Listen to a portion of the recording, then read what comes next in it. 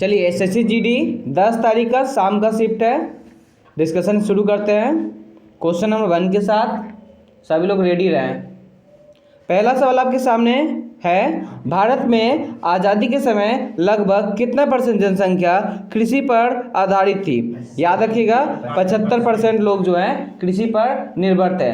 भारत में आज़ादी के समय कितनी % जनसंख्या कृषि पर आधारित थी? 75% आधारित थी। कृषि के माध्यम से ही उनका जीवन बसर होता था।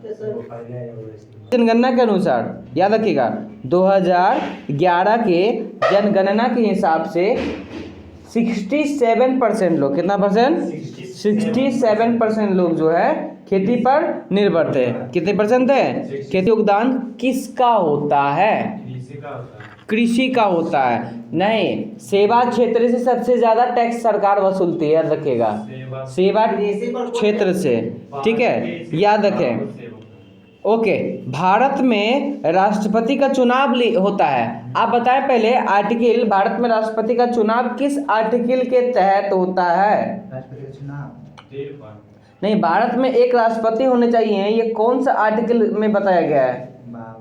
बहुत अच्छे, आर्टिकल 52 में बताया गया है कि देश में एक राष्ट्रपति होने चाहिए। और एक और बात, हमारे देश में एक राष्ट्रपति होंगे, ये कौन बोला? कौन सा आर्टिकल से? पता है ना, हमारा जो संविधान का निर्माण हुआ है वो किसी एक देश से नहीं बना है, कई देशों से लिया गया है, किसी से हाथ, किसी से पैर, किसी से दिल। तो हमारे देश में राष्ट्रपति होने चाहिए। क्या होने चाहिए? हाँ, इसको बोलते हैं संविधान के, ओके, राष्ट्रपति होने चाहिए। संविधान के विदेशी स्रोत बोलते हैं। आयरिश से, कहाँ से लिया गया है? आयरिश के संविधान से लिया गया है। हमारे देश में राष्ट्रपति होने चाहिए, कहाँ से लिया गया है? आयरिश के। आयरिश बोल रखना, तो हमारा जो कहाँ से लिया गया है राष्ट्रपति? आयरिश से लिया गया है। राष्ट्रपति जो होते हैं देश के प्रथम व्यक्ति होते हैं, पता है ना, नागरिक होते हैं। अभी देश का प्रथम नागरिक कौन है? द्रौपदी मुर्मू। ठीक है, द्रौपदी मुर्मू जी। कौन है? द्रौपदी मुर्मू जी है, अभी देश की प्रथम नागरिक है, यानी वो राष्ट्रपति है। उनको राष्ट्रपति, अब वो हमारे लिए आँख का तारा है। आँख का तारा मतलब आँख में वो आइरिस होता है, आँख के अंदर एक आइरिस होता है, बस दिमाग रखना, आइरिस। चलेंगे नेक्स्ट क्वेश्चन में बढ़ते हैं। क्या है? अब यहाँ पे बहुत सारा विदेशी स्रोत है। क्या है? इसमें बहुत सारा विदेशी स्रोत है जो आपको याद रखना है। क्या याद रखना है? बहुत सारा विदेशी स्रोत है, स्क्रीनशॉट भेज दीजिएगा। तो आपको याद रखना है। अब जैसे हम आपसे पूछे 2-4 को, संसदीय का सरकार जो है हमारे देश में कहाँ से लिया गया है? ब्रिटेन से। ठीक है, नीति निर्देशक तत्व कहाँ से लिया गया है? आयरलैंड से। ऑस्ट्रेलिया से समवर्ती सूची ली गई है। क्या ली गई है? समवर्ती सूची। ठीक है, अगर हम बात करें रसिया से क्या लिया गया है? प्रस्तावना मौलिक कर्तव्य लिया गया। आपातकाल कहाँ से लिया गया? जर्मनी से लिया गया। इन सब पे हम डिस्कशन रखेंगे, आपको करना है। ठीक है, अब पूरे वीक इसको आप याद करते चलेंगे। अब कंटेंट तैयार होगी ना ढेर सारा करने के लिए, जब जब खाली रहे तब तब कराएंगे। अपना अकेले में भी करा सकते हैं, आप लोग को लाइव भेज देंगे। चलिए नेक्स्ट क्वेश्चन में आते हैं। क्वेश्चन नंबर 3, 2019 में एशियाई एथलेटिक्स चैंपियनशिप की मेजबानी किसने किया था? तो 2019 में कतर। कौन किया था जी? कतर। याद रखना है 2019 में, ये रिपीट नहीं होगा क्वेश्चन, कभी नहीं रिपीट होगा। अरे गधा, रिपीट नहीं होगा था। रेशम बनाने में जो इस्तेमाल होता है, आपको पता है सबसे पहले चाइना में हुआ था। कब हुआ था? 7000 वर्ष पूर्व हुआ था। Note down this. अगला क्वेश्चन है, निम्नलिखित में से कौन सी खेरा आंदोलन के किसान की मांग थी? तो देखिए, खेरा जो आंदोलन हुआ था इसमें गांधी जी ने नेतृत्व किया था। क्या किया था? गांधी जी ने इसमें क्या किया था? नेतृत्व किया था। अब सवाल यह है कि खेरा आंदोलन हुआ था तो क्यों हुआ था? तो किसान जो है ना, उनसे बहुत ज़्यादा टैक्स वसूला जा रहा था। क्या वसूला जा रहा था? कर। हाँ, कर। तो कर में थोड़ा सा ढीला, यानी कि ढिलाई बोलते हैं ना, वो देने के लिए किया गया था। तो गांधी जी इसके नेतृत्व किए थे। खेरा, और खेरा गुजरात में स्थित एक जगह है, और खेरा आंदोलन 1918 में हुआ था। याद रखिएगा, खेरा आंदोलन 1918 में हुआ था। अहमदाबाद का जो मिल मजदूर वाला था वो 17 में हुआ था। चंपारण का जो सत्याग्रह था वो 16 में हुआ था। तीनों को याद रखेंगे, काफ़ी इम्पोर्टेंट है। भारत बुलाए, क्या बुलाए? राजकुमार शुक्ला जी भारत बुलाए और उन्हें कहा कि आप भारत में आ करके यहाँ पे आइए। सॉरी, गलत बोल दिए, प्रॉब्लम क्या हो रहा है ना। तो 1916 में राजकुमार शुक्ल जी ने, ठीक है, गांधी जी को बिहार बुलाया था, ठीक है, और यहाँ नील की खेती होती थी, नील की खेती होती थी, जिससे किसानों का मिट्टी नष्ट हो रहा था, साथ में उनको पैसा भी नहीं मिलता था प्रॉपरली, उसके खिलाफ आंदोलन के लिए 1917 में अहमदाबाद मिल मजदूरों का अहमदाबाद में उन्होंने भूख हड़ताल किया। 1918 में गांधी जी ने क्या किया कि खेरा सत्याग्रह किया। 1919 में उन्होंने रॉलेट एक्ट का विरोध किया और कैसर हिंद की उपाधि वापस कर दी थी, जो कि 1914 में फर्स्ट वर्ल्ड वॉर में अंग्रेज़ों का मदद करने के लिए उनको दिया गया था। 1920 में उन्होंने असहयोग आंदोलन को शुरू किया था, याद रहेगा। 1920 के बाद अगर हम बात करें आगे तो बहुत सारा सिलसिला चलते रहेगा, सभी एक वीडियो में। मोहिनीअट्टम, ठीक है, डैश पर आधारित एक डॉक्यूमेंट्री फिक्शन है, ठीक है, ध्यान से याद रखिएगा। कलामंडलम कल्याणी कुट्टी अम्मा, क्या है? कलामंडलम कल्याणी कुट्टी अम्मा, इस पे आधारित।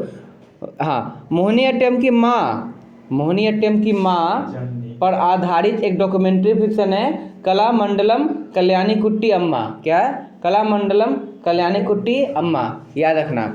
इस चीज़ को याद रखिएगा, आपको दिमाग में फिट कर लेना है। मदर ऑफ मोहिनीअट्टम पर लिखी गई किताब का नाम क्या है? कलामंडलम कल्याणी कुट्टी अम्मा, याद रखेंगे। आगे बढ़ेंगे बाद में। तो मोहिनीअट्टम किस राज्य से संबंधित है? केरल, याद रहेगा। चलेंगे नेक्स्ट क्वेश्चन में। भारतनाट्यम किस राज्य से संबंधित है? कथक, कथकली केरल, ओडिसी मणिपुरी, कच्चीपुड़ी मोहिनीअट्टम सत्तरिया कथकली, याद हो गया। अब नाम भी याद करवाएंगे। तो इस वीडियो में हम बजट दस्तावेज कुल व्यय को डैश के रूप में वर्गीकृत करते हैं। तो याद रखना है, योजनागत क्या है लिखना, योजनागत और गैर योजनागत व्यय। बजट दस्तावेज में कुल व्यय को हम दो नहीं लिखना है, दो ग्रुप में बांटते हैं। एक बांटते हैं योजनागत, एक बांटते हैं गैर योजनागत। मतलब एक होता है जिसको प्लान होता है, एक होता है नॉन प्लान। बजट जब बनती है ना तो उसमें दो ग्रुप बनता है, एक बनता है प्लान वाला, एक बनता है नॉन प्लान वाला। इन दोनों को याद रखना है, ठीक है, दिमाग में इसको फिट कर लीजिए। बजट का दस्तावेज का कुल व्यय को हम दो रूप में बांटते हैं। Okay, pick out the odd number crops. अब यहाँ पे विषम को चुनना है आपको, हम 4 ऑप्शन भी देंगे आपको, छोटा सा क्या देंगे, 4 ऑप्शन भी देंगे। पेपर में पूछा है, ये पूरा क्वेश्चन हम बताते हैं क्या है। इसमें सबसे अलग चुनना है, रेशे वाली फसलों को एक जगह रखना है, जो रेशे वाली फसल नहीं है उसको अलग करना है। जैसे कपास जो होती है रेशे वाली फसल है, क्या है? कपास रेशे वाली फसल है, पटसन रेशे वाली फसल है, जूट रेशे वाली फसल है और रबर है। 4 ऑप्शन दिया हुआ था, ठीक है। फिर भी पता नहीं कौन मंगल ग्रह का प्राणी जो गलत मारता है इस सवाल को। कपास है रुई वाला, पटसन है कपड़े की बात कर रहे हैं, जूट है कपड़े की बात कर रहे हैं, रबर है रबर पहनते हो। सबसे अलग चुनना था, कॉमन सेंस भी नहीं है बालक में। हाँ, इम्पोर्टेंट है, भारत में किस वर्ष राष्ट्रीय काम के बदले भोजन कार्यक्रम यानी national food for work programme को शुरू किया गया था? तो वर्ष 2004 में। Note down this. काम के बदले भोजन को शुरुआत जो हुई थी वह किस वर्ष हुई थी? 2004 में। इसे दिमाग में फिट कर लेना है। काम के बदले भोजन किस वर्ष शुरू हुई थी? 2004। National food for work programme. तो याद रखना, भोजन के बदले काम के बदले भोजन कब आई थी? 2004 में। मनरेगा योजना क्या करती है? 100 दिन काम देता है। 100 दिनों तक काम देती है लोगों को। और मनरेगा जो है, पहले नरेगा था, क्या था? नरेगा। हाँ, आपको नहीं पता है, हम बता देते हैं। पहले उसको नरेगा कहते थे, ध्यान रखेंगे। NREGA, NREGA, national rural employment guarantee अधिनियम, एजेंसी बोल सकते हो। तो राष्ट्रीय ग्रामीण रोजगार गारंटी अधिनियम 2005 में, याद रखेंगे, ये भी नोट कर लीजिएगा, 2005 में इसे कन्वर्ट करके एम लगा दिया गया। और एम लगाया गया मनमोहन जी के सरकार में, और इसे बना दिया गया महात्मा गांधी नेशनल रूरल, ठीक है, एम्प्लॉयमेंट गारंटी प्रोग्राम। अब इस प्रोग्राम के तहत ग्रामीण परिवारों में वित्तीय वर्ष में 100 दिन तक का काम मिलेगा। क्योंकि सर साल में 365 दिन होता है, आप 100 दिन तक काम दीजिएगा तो बउआ देखो 365 दिन में 52 संडे होता है, ख़त्म 2 महीना, बचा क्या? लगभग 300 दिन। फेस्टिवल स्टेट में कोई काम करता नहीं है, सब खत्म, तो मिला जुला कितना बच गया? खींच काच के 250 दिन। 250 दिन फेस्टिवल से सब हटा दिए तो 250 दिन आपको काम करना है, जिसमें 100 दिन आपको दिएगा, 100 दिन आपके छोटे भाई को देगा, दोनों मिल के रहिए साथ में। ऐसा भी तो हो सकता है। चलिए H2SO4 ध्यान देंगे। H2SO4 की बात करें या किस चीज़ का फॉर्मूला है? ऐसे सल्फ्यूरिक एसिड का है, बट आप याद रखना ऑयल ऑफ विट्रियोल का है। किसका है? ऑयल ऑफ विट्रियोल का आपका फॉर्मूला है। और देखो 2-4 फार्मूला बता देने से आपको याद नहीं होगा, हम आपको लिस्ट प्रैक्टिस करेंगे केमिकल फार्मूला का। क्या करेंगे? हाँ, केमिकल फार्मूला का।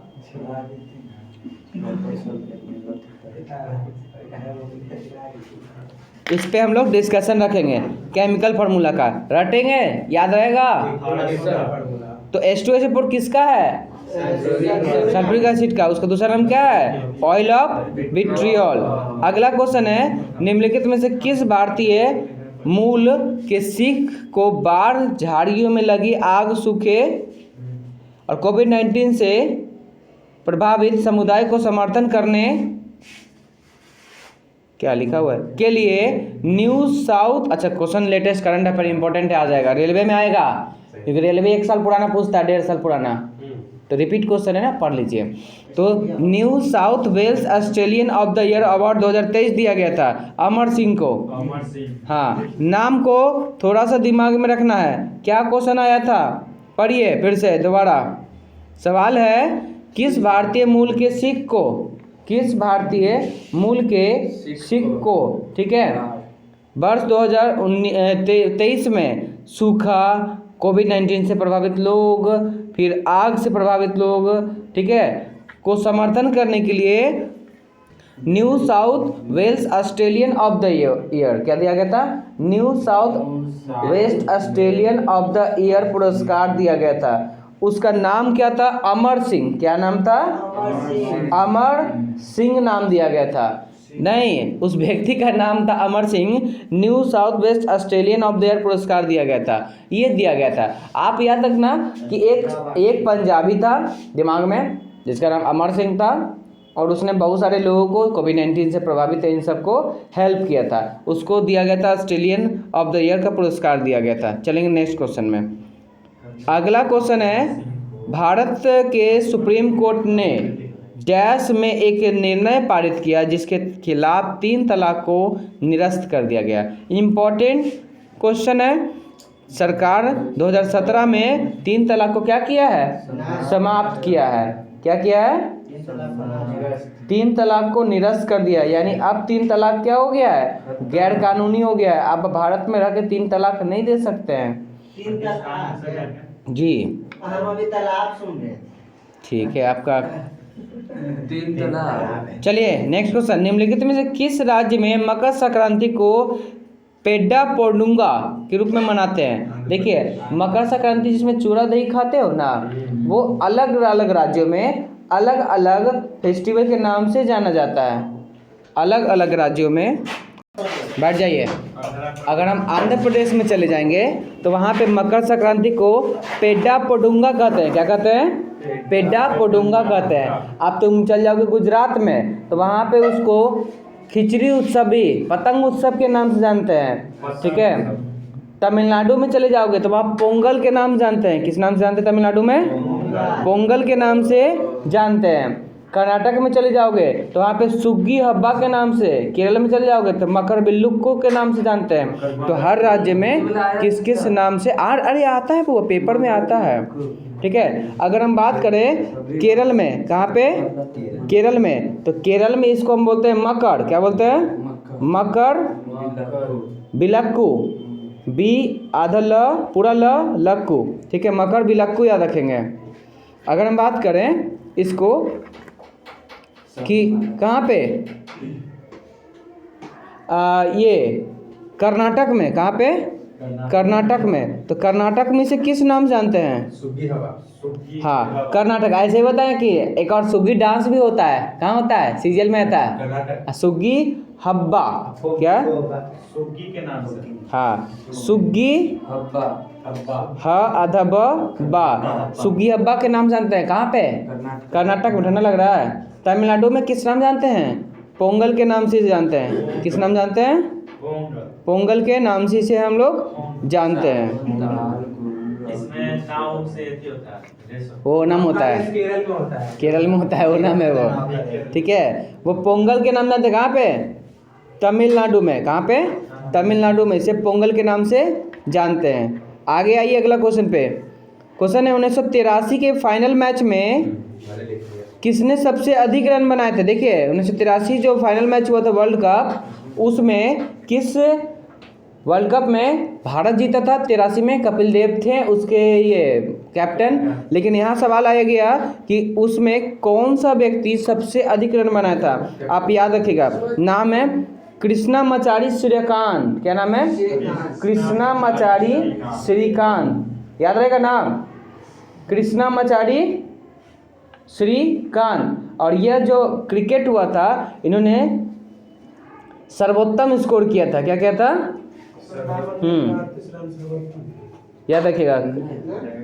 कपिल देव जो थे, हाँ कपिल देव जो है उस समय क्या बने थे? सबसे हेड बने थे, कैप्टन भी बने थे। यही है। अगला क्वेश्चन में आते हैं। नाम याद रखना कृष्णामाचारी श्रीकांत, और इसको रेड लाइन कर लीजिए, यानी याद कर लीजिए, लिख लीजिए, ठीक है। इसे याद कर लें। अगला क्वेश्चन है, निम्नलिखित में से कौन भारत में अक्टूबर नवंबर के दौरान सूर्य के दक्षिण की ओर आभासी गति से उत्तरी मैदानों पर आके स्थिर हो जाता है? उसे क्या कहते हैं? मॉनसून गर्त कहते हैं। क्या कहते हैं? मॉनसून गर्त कहते हैं। आओ इसको समझाते हैं तुमको अच्छे से। भारत, देखो ये जो है ना, ध्यान रखना, भारत में अक्टूबर नवंबर में सूर्य दक्षिण की ओर स्पष्ट गति के साथ उत्तरी मैदानों पर मानसून की गर्त की ओर कमज़ोर हो जाती है। और मानसून गर्त होती क्या है? तो एक कम दबाव वाली प्रणाली है जो गर्मियों के दौरान मानसून के मौसम में भारत में उत्तरी मैदानी इलाकों में विकसित होती है, जो सामान्यतः जून से सितंबर तक चलती हैं। क्या चलती हैं? जून से सितंबर तक चलती हैं। और ठंड जो आता है अक्टूबर में जाकर के यह होती हैं स्थिर हो जाती हैं। क्या होती हैं? स्थिर हो जाती हैं। इस क्वेश्चन को आप ध्यान से याद कर लेंगे। याद रखिएगा, इसमें कई तरह के गर्त आते हैं, इसके ऊपर थोड़ा सा हम आपको चर्चा कर देते हैं, याद रहेगा। पहले याद रखना है कि भारत में अक्टूबर नवंबर में, कौन सा महीना में? हाँ, अक्टूबर और नवंबर महीने में याद रखना, जो सूर्य के दक्षिण की ओर स्पष्ट गति के साथ उत्तरी मैदानों में, यानी जो नॉर्थ का पार्ट है ना, उसके अंदर में मानसून की गर्त कमज़ोर हो जाती है। कैसी होती है? मानसून की गर्त कमज़ोर होती है, ठीक है। और मानसून की गर्त कमज़ोर हो जाने के बाद क्या होता है कि यहाँ पे अलग अलग मौसम में परिवर्तन होता है। ऊपरी स्तर का गर्त होता है, निचली स्तर का गर्त होता है और उल्टा गर्त होता है। 3 तरह का गर्त आपको याद रखना है। अगला सवाल है, which of the union minister of the India inaugurated tech conclave 2022 in March? Ashwini Vaishnaw. तो इसे आप बस पढ़ लें, छोड़ दें, अगला क्वेश्चन में चलें। कुछ नहीं, हिंदी छोड़ दीजिए, आपके लिए जरूरी नहीं है। लाइम स्टोन के बारे में बोल रहा है। क्या बोल रहा है? अगला सवाल, लाइम स्टोन। ध्यान देंगे, lime stone is the raw material of among of the following industry. देखो लाइमस्टोन जिसको कैल्शियम बुझा हुआ चूना के नाम से बोलते हैं, CaO, ठीक है, कैल्शियम ऑक्साइड बुझा हुआ चूना के नाम से जाना जाता है। क्या जाना जाता है? बुझा हुआ चूना के नाम से जाना जाता है। अभी किस डिपार्टमेंट से, किस इंडस्ट्री से? तो यह जो है किससे है जी? सीमेंट इंडस्ट्री से है। किससे संबंधित है? सीमेंट इंडस्ट्री से, याद रखना है। बुझा हुआ चूना के नाम से इसको बोलते हैं, क्या बोलते हैं? जानते हैं, ठीक है। अब तो 3 चट्टान बताइएगा। आग्नेय चट्टान, एक एग्जाम्पल मेरे माइंड में आ रहा है। क्या आ रहा है? आग्नेय चट्टान क्या है? कोई बता सकता है आग्नेय चट्टान क्या है? आग्नेय चट्टान क्या है? आपको हम पूछना चाहते हैं आग्नेय चट्टान क्या है। देखिए आग्नेय चट्टान क्या होता है, पहले ध्यान में रखना। देखिए लावा प्लस मैग्मा धरती के नीचे जब गलेगा, खौलेगा और उससे जो चट्टान बनेगी वो आग्नेय चट्टान कहलाएगी। यानी आग से जो बना है, ग्रेनाइट और बेसाल्ट। क्या है? ग्रेनाइट और बेसाल्ट, ये सब आग्नेय चट्टान है। पेपर में आ जाता है इनमें से कौन सी आग्नेय चट्टान है, तो आपको याद रखना है ग्रेनाइट और बेसाल्ट जो है आग्नेय चट्टान है। कैसे चट्टान है? ग्रेनाइट और बेसाल्ट जो है आग्नेय चट्टान है। अब आपसे पूछ ले पेपर में कि चलो ठीक है, अब सादी चट्टानें कौन सी हैं? क्या है? हाँ, अब सादी कैसी है? तो चट्टानों के जो टुकड़े विदेशी प्रक्रियाओं द्वारा जमा किए गए, ये गलत लाइन लिखा हुआ है, यहाँ पे होना चाहिए चट्टानों के जो टुकड़े होते हैं वो पतले पतले परतों में होती है ना, उसको बोलते हैं। जैसे चूना पत्थर, बलुआ पत्थर देखे हो ना, ये लगता है कि लेयर बाय लेयर आके एक दूसरे से सटते गए। जैसे देखो एक बालू का लेयर है, ऊपर से दूसरा लेयर आया, ऊपर से तीसरा लेयर और मोटा होकर लॉक हो गया। लॉक हो गया तो पत्थर बनेगा, तो लगेगा कि कमज़ोर है, लेकिन कमज़ोर नहीं होता है। तो उसको बलुआ पत्थर कहते हैं, उसको सैल पत्थर कहते हैं, उसको चूना पत्थर कहते हैं। क्या कहते हैं? उसको बलुआ पत्थर कहते हैं, उसको सैल पत्थर कहते हैं, उसको चूना पत्थर कहते हैं। वो अब शादी होती है। कौन कौन होती है? याद रखना है, बलुआ, चूना और सैल पत्थर। और आपको जो अभी पता है, क्या पता है? ग्रेनाइट और बेसाल्ट, ये दोनों क्या होती हैं? आग्नेय होते हैं। ग्रेनाइट और बेसाल्ट क्या होता है? आग्नेय होते हैं। अब शादी कौन होता है? चूना पत्थर, बलुआ पत्थर, रूपांतरित, यानी जो पूरी तरीका से रूप को कन्वर्ट कर चुकी है। तो जैसे आप संगमरमर देखो, पत्थर का अंतिम रूप है, उसको डायरेक्ट घर में लाते हैं, लगा देते हैं, साफ करके लगाते हैं ना धरती के। हाँ, अरे साफ करना वो नहीं पड़ता, जो सफाई फैक्ट्री में हुआ वो तुम थोड़ी कर दो, पानी से दो साफ हो गया। जितना में जैसे हीरा निकलता है तो हीरा का कीमत नहीं होता, हीरा को साफ करके शुद्ध करने में जो खर्च आता है ना, इस कारण से वो कीमत करोड़ों में चला जाता है, समझे। हीरा जो धरती से निकलता है वो हीरा पत्थर जैसा दिखेगा, काला काला कोयला पत्थर देखा है ना, चमकने वाला, वैसा ही दिखेगा। तुम कुछ नहीं समझोगे, ठीक है, तुम बस पत्थर समझोगे, ठीक है, हाँ फेंक दोगे, ऐसा भी हो सकता है, ठीक है। अब हीरा जो तुमको धरती से निकलता है ना बालक, वो हीरा ऐसा नहीं होता कि तुम डायरेक्ट पहचान जाओगे। जो तुम हीरा देखते हो असली ज़िंदगी में हीरा देखे हो ना, जो भी टीवी में, फोटो में, मोबाइल में, वो नकली हीरा है। असली हीरा जो होता है ना, वो अलग टाइप का होता है, उसको साफ करके तराश करके जो बनाते हैं ना, वो तुम देखे हो, ठीक है। और वो तुम पहचान सकते हो, ओरिजिनल हीरा तुम नहीं पहचान सकता। उसको बनाने में, तराशने में और बहुत सारा केमिकल होता है, सबको ख़त्म करने में जो खर्च आता है, इसीलिए हीरा का कीमत क्या होता है? ज़्यादा होता है। नहीं तो हीरा कांच की कीमत पर बिकता।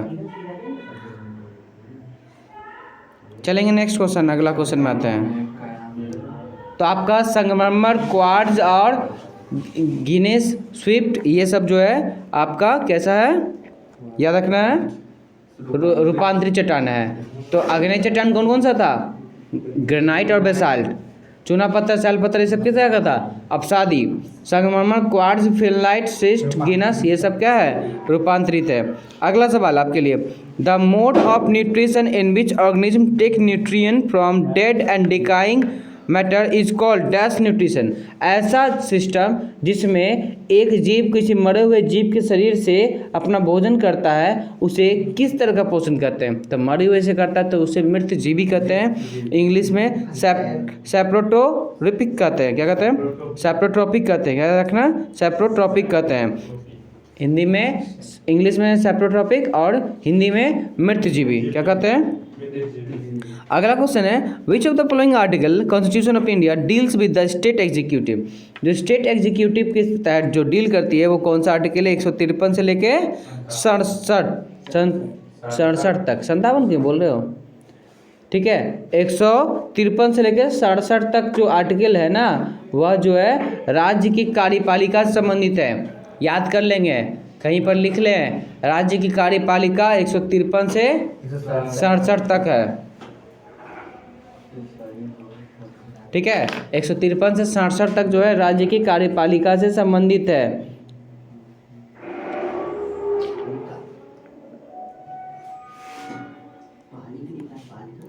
अगला क्वेश्चन, मोहिनीअट्टम किस राज्य से संबंधित है? पढ़ा के आपको थक गए हैं, आप पढ़ते पढ़ते नहीं थके। चलिए, मोहिनीअट्टम कहाँ का है? केरल का है। भारतनाट्यम कहाँ का है? तमिलनाडु का है। कथक कहाँ का है? यूपी का है। क्या है?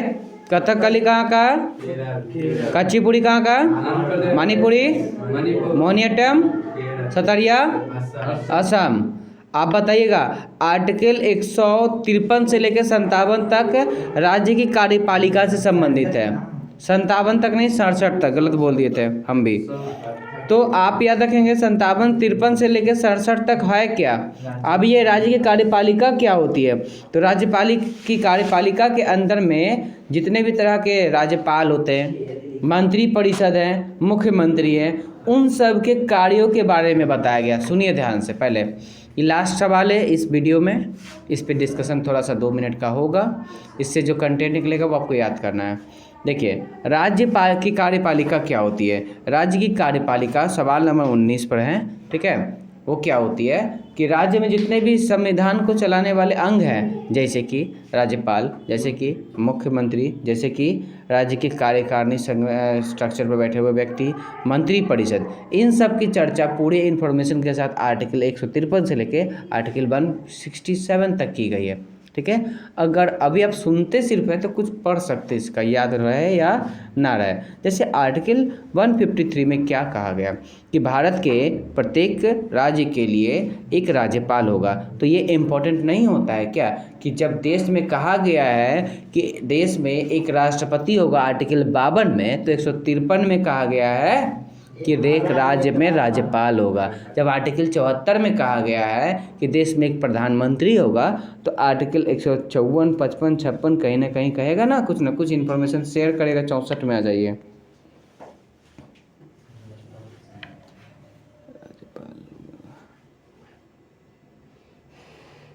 कितना शांति है। हाँ, 64 में आ जाइए। 1 मिनट। हाँ, आर्टिकल 166 में यह कहा गया है कि सरकारी काम करना चाहते हैं या कामकाज को चलाना चाहते हैं तो राज्य में एक मुख्यमंत्री और मंत्री परिषद की चर्चा की गई है। तो आपको सब नहीं याद रखना है, लेकिन कुछ तो याद रखना है ना। राज्य की कार्यपालिका मतलब क्या होती है? राज्य की कार्यपालिका हो गई जिसमें राज्य के सारे गवर्नमेंट जो उच्च लेवल के होते हैं ना, वो सब इसमें शामिल होते हैं। अगर बोलें राज्य में राज्यपाल बनता है, किस आर्टिकल के तहत होना चाहिए? आर्टिकल 153, ठीक है, 154, 153 और 166 के तहत देश में राज्य में मुख्यमंत्री और मंत्री परिषद की चर्चा की गई है। आगे बढ़ते हैं, नेक्स्ट पे चलते हैं।